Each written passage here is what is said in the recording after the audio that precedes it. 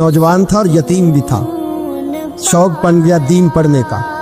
महल्लेदार इलाके वाले कहने लगे कहाँ से कमाएगा, ना बाप है ना माँ है ना घर है, कहाँ से। हजरत रूमी कहते हैं नौजवान ने जंगल में झोंपड़ी लगा ली।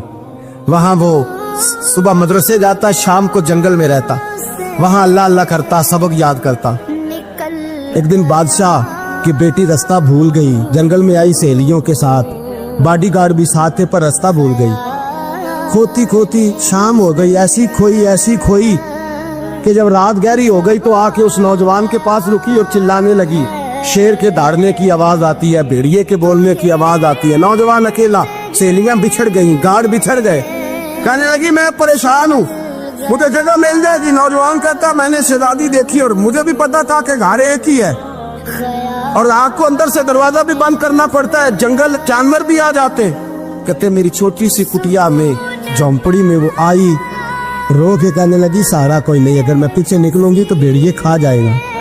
कहते मैंने उसे जगह दे दी। अकेली औरत, चिराग जल रहा है, सबक याद कर रहा हूँ। मेरे नबी पाक ने फरमाया जहाँ मर्द औरत अकेले हो तीसरा शैतान होता है। और शहजादी, वो बच्चा कहता है सबक याद करता रहा सारी रात। वो बच्ची को कहा सो जा, पर वो कहती है नींद मुझे भी कहाँ आई। ऐसे मौकों पर नींद, सारी रात सबक याद करता। थोड़ी थोड़ी देर के बाद चिराग जलता तो उस पर उंगली रखता, हाथ जलता तो पीछे खींच ले, फिर दूसरी उंगली रखता। थोड़ी देर के बाद जलता तो खींच ले, हाथ सारा जल गया। सुबह किरणें चमकी तो कहने लगा चल निकल जा, दौड़ जा, बस बड़ा सब्र का इम्तिहान हो गया, चली जा। शहजादी बाहर निकली, सिपाही ढूंढ रहे थे। बादशाह खुद जंगल में निकला हुआ था, मेरी बेटी मिल गई। बादशाह तन्हाई में जाके कहने लगा बेटा मैं दुनिया को बताऊंगा कि मेरी बेटी खोई नहीं थी, सिपाही साथ ही थे।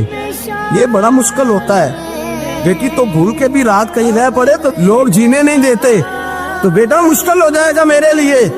कहाँ थी? उसने कहा नेक नौजवान के पास। उसने कहा बेटा मैं तो तेरी बात मानूंगा पर दुनिया नहीं मानेगी।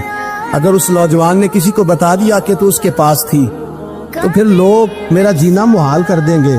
बेटा मैं मर जाऊंगा, मेरी मजबूरी ये है कि वो कहीं राज ना उगल दे वो नौजवान, उसे कत्ल करना पड़ेगा। औरत ने मिन्नतें की, उस बेटी ने कहा मेरे मौसम को मारोगे, रोई।